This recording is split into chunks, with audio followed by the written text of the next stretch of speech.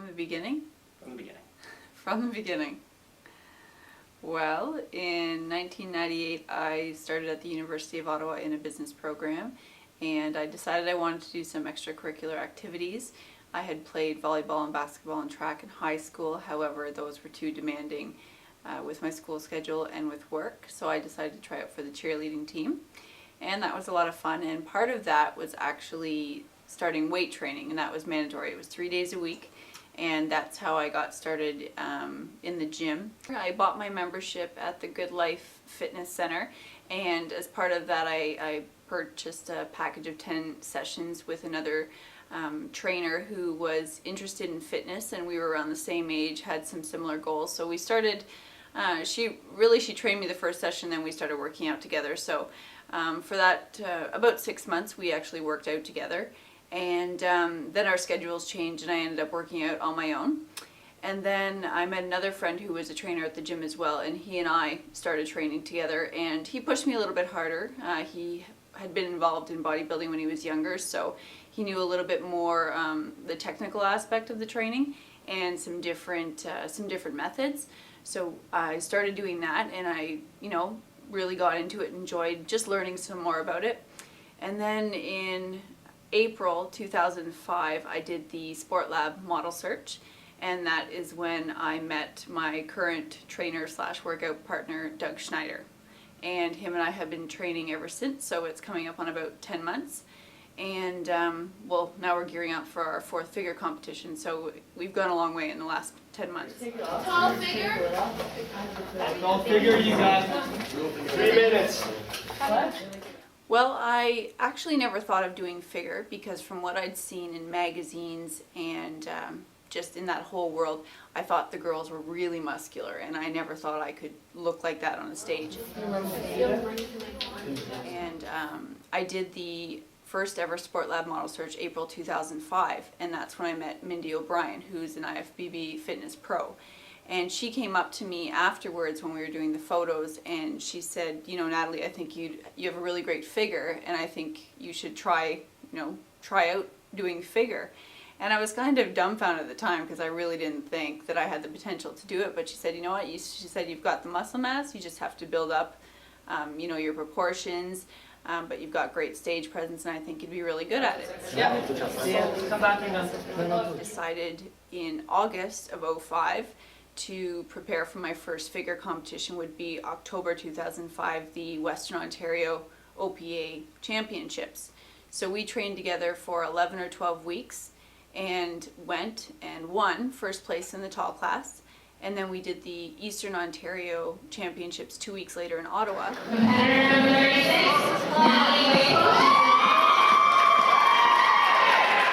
And won the tall class as well there. So it's been a progression. After those 2 regional level competitions, we trained all winter just with the goal of putting on a little bit more upper body mass in my shoulders and my back to balance out a little bit. And so we trained hard for 8 months, and now we're gearing up for our 2nd provincial level competition this weekend.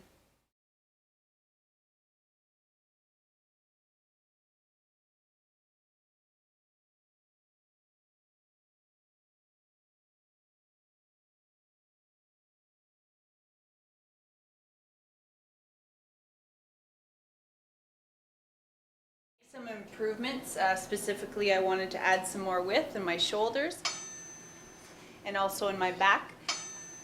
Naturally I have a very narrow hip and waist ratio, so I figured that by adding some size to my upper body I'd be able to have more of a balanced V taper and then have more of a natural hourglass shape. So the reason I weight train is so that I can actually change the shape of my body. A lot of people have the misconception that by just doing excessive amounts of cardio, they're going to get some kind of great tight little body, but that's not actually true. Of course, cardio is very important for your cardiovascular system, but it actually only makes you a smaller version of your fat self. So you need to get in there into the weight room and actually build some muscle and put some shape on. So in an average training week, I usually do 4 or 5 sessions with weights. When we originally started training back in October, we started with 3 full body workouts a week. That was basically to find out where my strengths and weaknesses were, and just to get a good base with the exercises and the weights before we started hitting upper and lower separately. As I said, now we're doing a 4 or 5 day split depending on energy levels and of course how close I am to doing a competition. As I said, I'm trying to make or give myself some more size in my shoulders and my back, so we're focusing on that a 3rd day of the week. But normally we'd go Monday, Tuesday, Thursday, Friday, and alternating upper, lower, upper, lower. And in addition to that, I usually do my cardio in the mornings, simply because I work full-time as well, so I like to split up my workouts, and that way I have lots of energy and I can focus on my cardio in the morning and then again on my weights in the evening.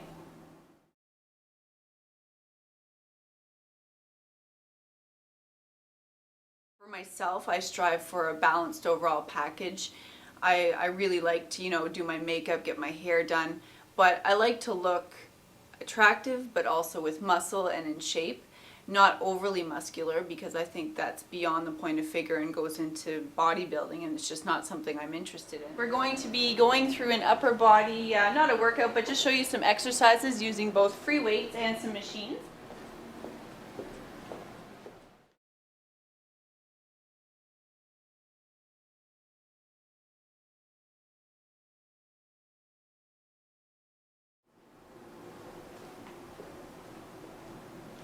So we're going to be doing an incline dumbbell press. As you can see, I find that the bench is a little bit high. The higher the incline, you put more emphasis on your shoulders. And so to put the emphasis on the chest, I usually like it at about 30 degrees. Perfect. So now we're going to grab our dumbbells. And I just sit back and usually rest the dumbbells on my legs to allow me to get myself comfortable on the bench, and lean back, bringing the dumbbells up carefully. So you want to ensure that you have a flat back and that your back isn't arched so that you're not putting pressure on your spine. And if you can see that my dumbbells are rested just slightly on my shoulders to make sure that they're lined up so that I'm hitting my chest properly. And I just bring them up to fully extend and really squeeze the chest. And then at the bottom I bring my elbows down, but not too far down that I could possibly cause injury.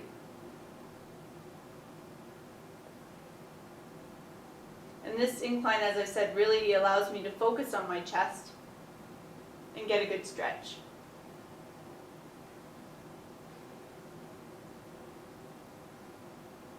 I usually do anywhere between 8 and 12 reps, depending on the weight. And this allows me to feel the burn without going overboard. And then you bring them down slowly. You can either bring them down on your knees as so, or you can just lay them down on the ground. I used to really hate training my back, but over the past 10 months or so I've gotten more comfortable, I've got more strength in it now, and I can actually feel my back instead of just pulling. I'm actually, working with the muscle and not against it. Now we're going to do some lat pull downs. These are to build up strength and size in your back. That's very important so that your core overall is balanced. And you can take either a very wide, a medium, or a narrow grip. Myself, I like to use a medium grip because I find that my arms tire out a little too much when I use a wide grip. So I get myself comfortable with my grip and take a seat and pull the bar down to my chest, really squeezing in between my shoulder blades, and allow the bar to fully extend at the top to really stretch out my lats. When I first began training, my back was a bit of a problem. I found that I couldn't feel it when I was working the exercises, but now I really squeeze and I can feel it pretty much all the way through to my spine. And it's helped me become more balanced with a strong chest and a strong back. So again, you want to keep the movement nice and smooth and really allow yourself to pull down your chest at the bottom of the motion and fully extend at the top to stretch out your lats. Well, I felt that I'd be doing a back exercise and I'd be basically going through the motions, but not actually feeling any kind of improvement any kind of strength gains. You know, I'd be still lifting fairly heavy, but not feeling any kind of development or being able to see it. They say that's a big problem with women, is that they tend to focus on the muscles that are just, you know, in the front that you see in a mirror, and they kind of forget about your back and your hamstrings and your calves. So I really wanted to incorporate some new exercises or just some variations so that I would actually begin to feel the muscle, because I used to go into the gym hating back days, but now I really enjoy them and I feel strong when I do them. You can also vary this with different handlebars. This is a wide grip, as I had mentioned, but you can also use a close grip, which just gives you a little bit of a different angle. It allows you to work your back from a different angle. So again, taking a seat with your feet firmly planted on the floor, and you want to bring the handles down to just above your chest and fully stretching your back at the top of the motion. Squeezing in between your shoulder blades and really feeling it in your back. And you almost use your hands as hooks. So you're not going to be pulling with your hands or your forearms, but just treating them like they're an extension of your back and pulling the handle in towards your chest. If you notice, I keep all of my fingers on one side of the handle instead of wrapping my thumbs around. And again, this prevents my forearms from getting tired before my back does.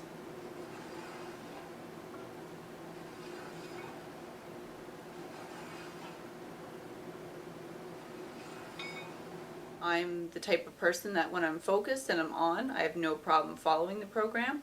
But if I'm stressed out at work, or if I'm bored, you know, if I have a couple extra hours at home, which I'm not used to, it's much easier for me to reach for a snack than for me to get up and go for a walk. So those are my weaknesses, and that's something that I'd really like to improve upon in the next year. Now we're moving over to the overhead shoulder press.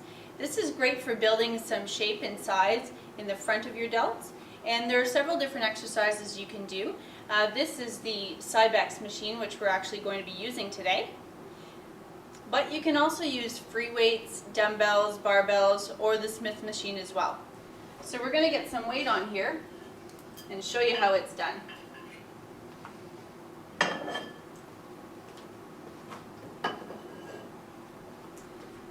So you take a seat, and I've adjusted it, but you want it to be so that when your arms are under the handles, you have a bend in your elbows. And if you notice, I put all of my fingers on one side of the handle. This allows me to keep my wrists straight through the whole motion, as you can see, and put full emphasis on the front of my delts. And again, it's important to keep your back flush with the padding on the machine and not allowing yourself to arch like this, which puts a lot of excessive strain on your spine.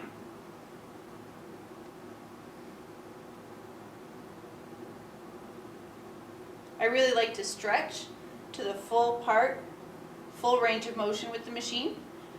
Allows me to really feel it in the front of my delts. As I said, there are several different variations in order to do the overhead shoulder press.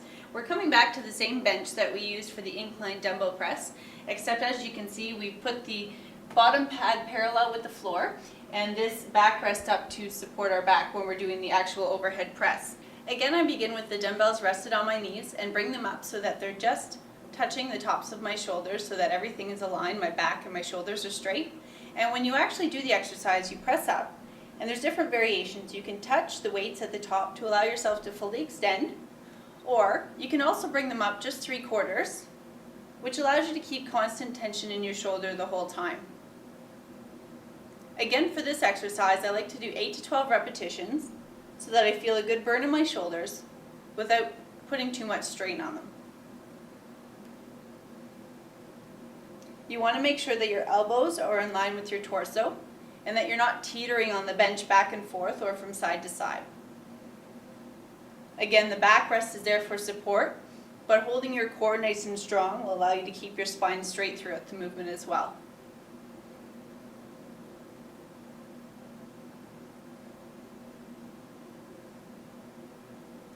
Well, my favorite body part to work would probably be my biceps. I think that a woman that has nice, shapely arms is really that's one thing I've always been drawn to. So I really love to do dumbbell curls, either alternating or at the same time, incline dumbbell curls, preacher curls. There's a lot of different, exercises that I like. I can't think of any single bicep exercise I don't enjoy. Now we're going to do dumbbell curls, which are, of course, for your biceps. And there's several variations. You can do them standing, or you can do them seated on a bench. You can also do them while curling your arms at the same time, or you can do them alternating. So we'll show you some of those variations now. So for this one, again, I'm using the same bench I used for the shoulder press as well as the incline dumbbell press. And again, I rest my dumbbells on my knees. So I allow my arms to fully extend. So as you can see, the bicep is fully stretched out. And we're going to begin with the alternating curl. So you bring one up at a time, allowing your wrist to supinate. And I usually like to look down on my arm just to make sure that I'm focusing on it. And bring my other arm up. So it's a simultaneous alternating curl. And as I said, you can vary this. So you can make it so that you're curling both at the same time. And you want to curl out your wrists at the top to really get a good focus on your biceps at the top of the movement.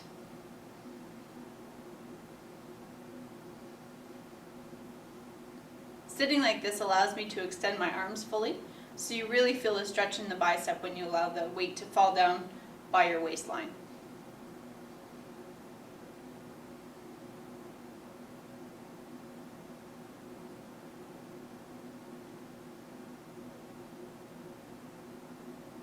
And one more.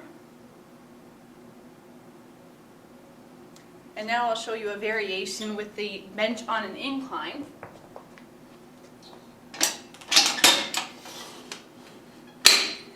So as you can see, I like to put it quite far back. Again, taking the dumbbells. And this exercise, again, you can do it alternating, or you can curl both dumbbells at the same time. So you want to allow yourself to lie back with your arms fully stretched out. And again, curling it in and focusing on the muscle as you work it.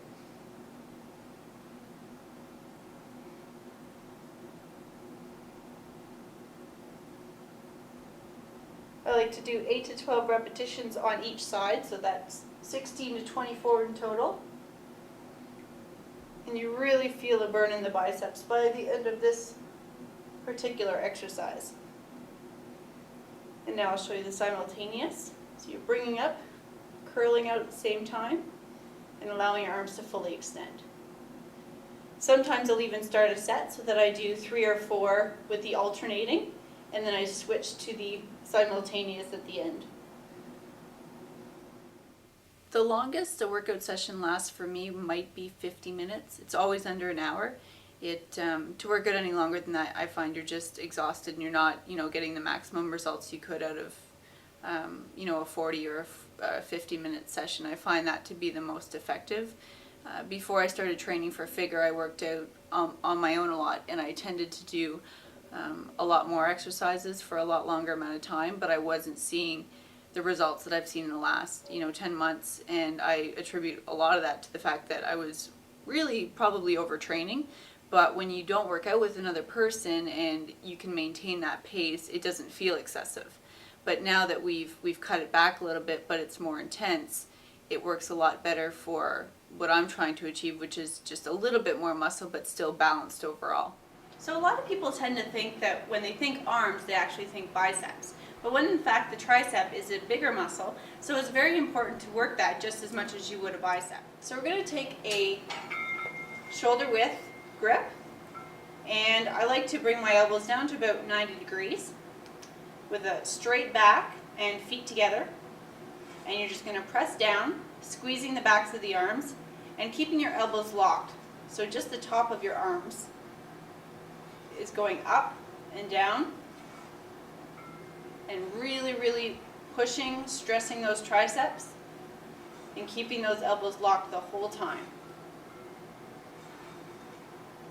I usually do between 8 and 10 repetitions of this exercise. And it's allowed me to build up my triceps so that they're just as strong as my biceps. I get asked a lot about ab exercises because I do have fairly good ab development. I actually started training abs when I started weight training when I was 18. And my friend Chantel and I used to go to the gym, and we used to do heavier exercises. We used to do, weighted decline crunches, throwdowns, really heavy resistance. And that's when I actually built up my six pack. I mean, I've always been a smaller girl. I've never had weight issues, but I never had abs when I was in high school. And they just kind of came when I started weight training. And I've just been fortunate that I trained them enough that the muscles are there, and all I do now is maintenance work, really. Like, I might do a few ab exercises a couple times a week, but again, in what I do in figure, it's important to have a really big differential between the size of your shoulders, your V-taper, and your waist. So I try and keep my waist small, so I do a lot of lightweight, high rep exercises versus low rep, heavyweight exercises, which actually develop the size and the shape of the musculature. So right now I'm just maintaining. I usually, if I hit abs twice a week, I do 3 or 4 exercises, maybe 20 to 25 reps, and I just really try and make the muscle burn. I go until it burns, and then I stop, because I know that when I've reached that burning point, the muscle's really working hard and it needs a little bit of a break. I've been training abdominals for quite some time. I still like to do them 2 or 3 times a week. When I first started training with weights, I tended to use more weighted exercises to build up some thickness and some size. So now I focus more on exercises that allow me to get a higher number of reps, and that usually use just my body weight. For example, this is called a V-sit. So you sit on just a regular flat bench and prop your arms up behind you, and you're going to bring your legs up, and you're going to simultaneously pull your knees into your chest while contracting your abdominals. And this allows you to work the entire abdominal wall in one motion.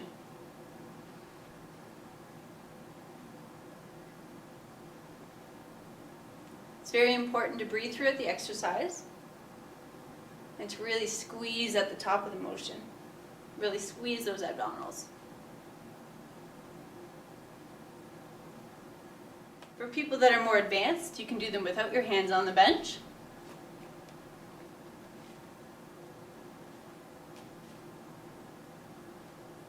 Which requires a lot more balance.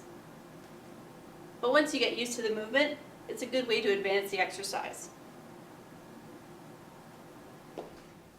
Well, I think that for good health in general, if you can get to the gym 3 or 4 days a week, I think that's optimal.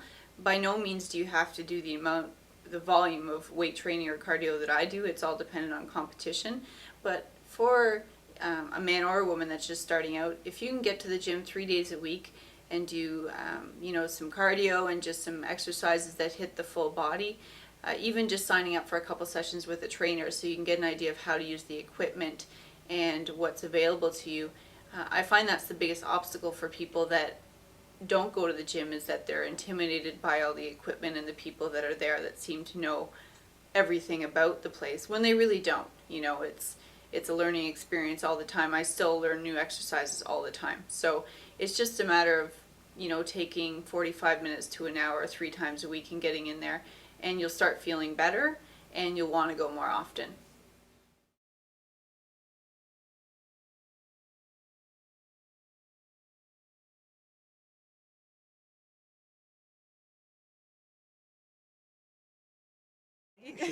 But now look at her, she's beautiful. Thank you. Part of the club. Take your time walking us. Do what I can.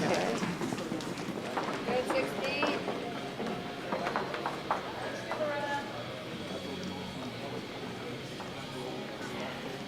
Beautiful 15. Go 16.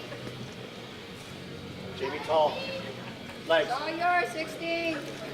Ladies, did you make 1/4 turn to your right? Well, when you get up there on a figure stage, you've got 4 chances to get it right. You've got your quarter turns to the sides, to the front, to the back. Nice turn. So, in order to distinguish myself, I really try and smile and make eye contact with all of the judges. It's difficult because you're up there trying to flex all the right muscles depending on if you're facing the front or if you're facing the back. 1/4 turn to your right, please.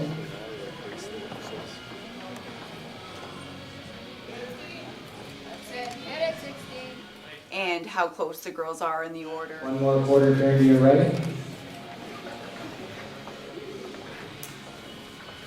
But I just try and let them know that I'm really comfortable up there, that I'm wanting to be there, that I'm not insanely nervous. And 1/4 turn, face the judges. Legs. Jamie, legs. Your stage 15. I think getting nervous is inevitable. It's, something it's natural. It's only natural to be nervous, and if I weren't, I wouldn't be human. But I try and control it. I've gotten a lot better with the nerves. I get a little shaky. I can feel it up there. It may not be as visual or as apparent to other people, but I do get shaky. And then, as it's been coined, I've overposed because I'm feeling that I'm not being tight enough with my poses. So I just try and go out there and be comfortable. Okay, ladies, thanks very much.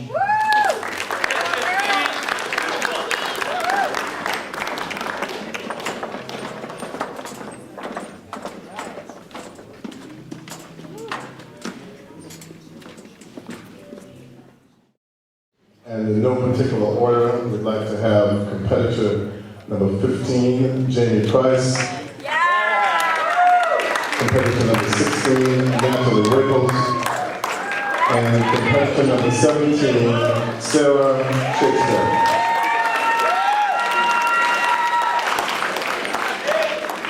And the first place trophy goes to competitor number 16, Miss Natalie Waples.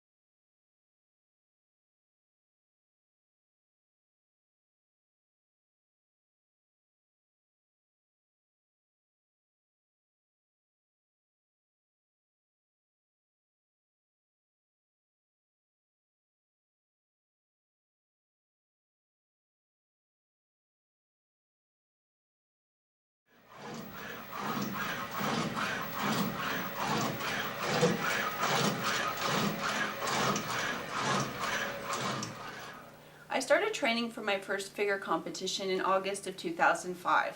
I had approximately 11 to 12 weeks to get ready for the competition, and it was pretty nerve-wracking. It was my first time that I'd ever entered anything to do with figure, which I initially thought was very muscular and something I would never be able to do, so I was really excited about it.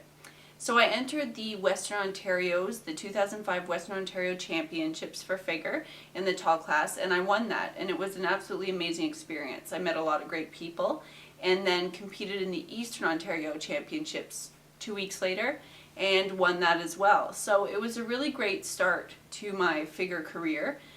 That kind of luck doesn't necessarily happen to everyone, but for me, it really solidified all the training that I'd been doing and what I wanted to pursue in the future, which was a competitive career in figure. So after taking the winter off from competing, but I was still training hard, I was still following a clean diet, I went on to compete at both the Ontario National Qualifier and the Ontario Championships for figure, which are two different competitions which are sanctioned by the Canadian Bodybuilding Federation and the Ontario Physique Association. I placed first runner-up in the Ontario Championships and then went on to win the Ontario National Qualifier, which is the preliminary event for the World Qualifier held in Toronto at the end of the summer. So after I had done provincials, I had a couple weeks of a break, and then I went to a completely different event. And this event is called the Miss Grand Prix Toronto, which is the search for the world's most exciting, most glamorous grid girl, which is basically a spokesmodel for a Champ Car Racing Series race. So I went to that competition, and that was in Toronto of July 2006. I won the competition, and it was an absolutely amazing experience. You know, we were just treated so well, and we had a great time. And having won that, it qualified me to compete at the Face of Champ Car National Finals, International Finals, which were held in Mexico City, Mexico in November of 2006. Now that was a completely whole new ball game. The race itself in Mexico City attracts 400,000 spectators, and Champ Car is a huge revenue money grossing event for the Mexican community there. And it gets so much publicity. We were in parades, we did photo shoots for every newspaper, every magazine, and we were just treated very well. We got to go to all the great events during the course of the week, and of course we had our judging segments, but it was very different because we had all won in our respective cities, so the caliber of the contestants was very high. Everyone was really great, but they all brought something different to the competition, which was nice to see. And it was just great to meet some new people, girls from all over the States. There was one girl from Australia, and it was just a really great experience.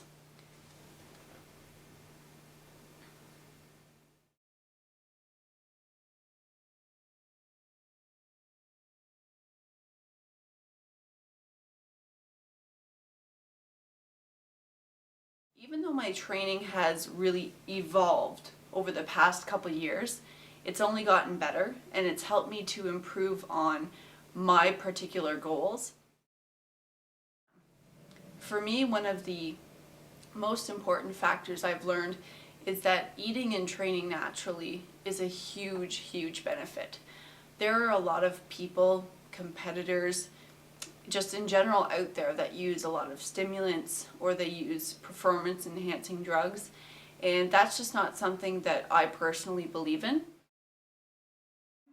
I use very limited supplementation, so small amounts of protein powder, glutamine, and multivitamins just to help my physique stay at its best. I follow a very clean, very balanced eating plan, so I don't necessarily restrict certain types of foods or food groups, but I tend to shop the perimeter of the grocery store, so that allows me to basically consume mostly fruits, vegetables, lean proteins and meats, low-fat dairy, very satisfying foods that will keep me fuller longer and keep me healthy. And this has helped me to keep weight fluctuations at bay. I mean, the difference between me now and at competition is anywhere from 7 to 10 pounds, where I've actually met people that fluctuate 30 to 35, which I think, one, is very difficult on your physique itself to be fluctuating that much within 3 months, and two, I just don't think it's healthy overall. I would rather feel fit and healthy all year, not necessarily in contest shape all the time, because at a contest you're completely depleted and it's not the healthiest state to be in, but it's just for that one day, for that one show. And then you're back more balanced and you start incorporating all of the elements back into your eating plan. A lot of women believe in using excessive amounts of cardio in order to get skinny and lose a lot of weight. Now, cardiovascular training absolutely is important for your overall health, but there's no reason for a woman to be doing an hour of cardio every single day. It's just obsessive and excessive, in fact. There are other ways in order to balance your physique and your lifestyle out. First of all, looking at diet, as that is about 80% of what you look like is dictated by what you put in your mouth. And then with the cardio conditioning, you can incorporate that on a little bit more of a balanced schedule. So say 3 to 4, 30 to 45 minute sessions per week, which is what I follow when I'm not getting ready for a contest. I'm a person that lives by a lot of scheduling and structure. I'm very organized and I like to have my days pretty much planned out. And that's worked really well for me in terms of my working out. I've got a workout log here, which I've used every day for the past 2 years. And it basically allows me to look back and see exactly what I've done, what wasn't so great, what worked out really well, and where I could possibly make some improvements. And in terms of the scheduling, what I do is work my workouts into my actual planner. So every day I know I'm going to the gym at lunch or I'm going after work, and I know exactly what muscle groups I'm doing so that it's part of my schedule and it's not going to be as easy for me to just blow it off at the end of the day and go home and just relax. It's very important to make it a priority in your life, not necessarily as often or as hard as I train, but I have different goals than a lot of other people. So whatever works for you, but make sure that you keep it important in your life. There's one topic that a lot of women ask me about, and that's tanning. Whether or not I use the tanning beds all the time, or if I'm constantly out in the sun rolling myself over looking for that perfect tan. But in fact, the tan is fake. I use different products, and I usually use them when I do photo shoots as well. So that's why when you look in a magazine and these women all look bronzed and toned, it's because they've been using a fake tanning cream or foam. And I don't by any means want anyone to jump into a tanning bed for umpteen minutes a day in order to attain that perfect bronze glow, because it can be attained very simply by buying the right products. Yes, she's got a great tan. She's using the Jantana on stage color. Can you tell she's a spokesmodel for Jantana? Yeah. I swear by Jantana now. I love it. No, it's a great color on you. Your skin really takes it really, really well to it. Yeah, I like it a lot. So it's a question that a lot of women pose, but I just want them to know that the tan isn't real. It comes from a bottle, and you can have it too.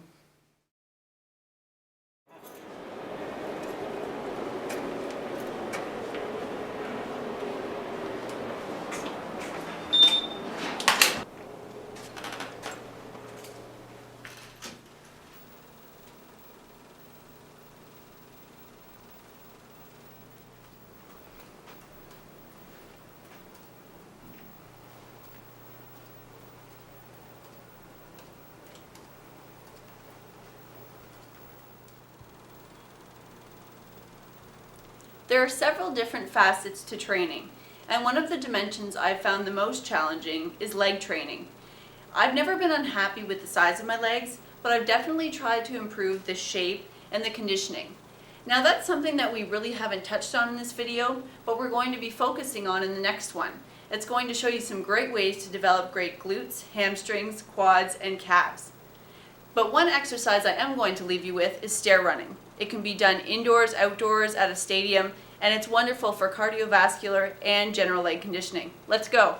Stair running is one of the best exercises that you can do for lower body conditioning, as it incorporates both cardiovascular and your musculature in order to get you the best shape possible. There's a couple things to remember. Number one being safety. Because you are running upstairs, you want to ensure that you're keeping an eye on the ground so that you don't trip. And it can also be a little stressful on the knees, so if that's bothering you, take it easy. There's different ways. You can do it one step at a time, like so. Or to make it a little bit more challenging, you can take 2 stairs at a time. And of course, this is something that varies with your training level and the level of intensity. And of course, in my building, there's 25 floors, so that can be a challenge. I try and do up and down twice. But I mean, just start with what you can do and resolve to evolve. Let's go.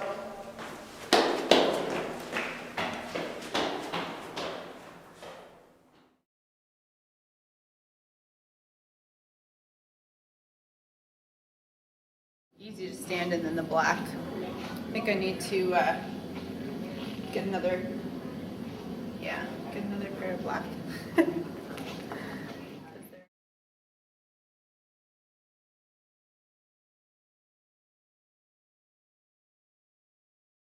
Back a little bit. That's better? Yep. It was just that you were, you could see you were losing it. You were struggling to hold, and then you guys were up there a long time. Back, it was hard. So Natalie, this is your second figure show. How did it go? I think it went pretty well. We were 8 girls and up there for quite a long time, and they did 4 or 5 call-outs, so it was kind of long. The lights are really hot, but it was good, and I got called out first, so I think that's a good sign. So we did a lot of comparisons. It was a little bit longer to be on our feet. It's hard on the back, and you got to smile the whole time, of course. But it was fun, and it seemed like an eternity, but now it's done. And we have, like I said, 1 round of judging this evening, but who knows, they could have decided already.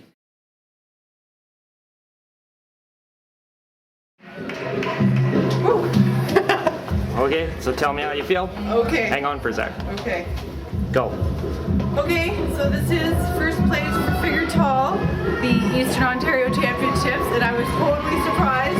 The girls in this category were in phenomenal shape, and I thought it was really tough. I didn't expect it at all. And being my second first place in 2 weeks. I'm a little excited. And now we're going to train hard for provincials in 5 months.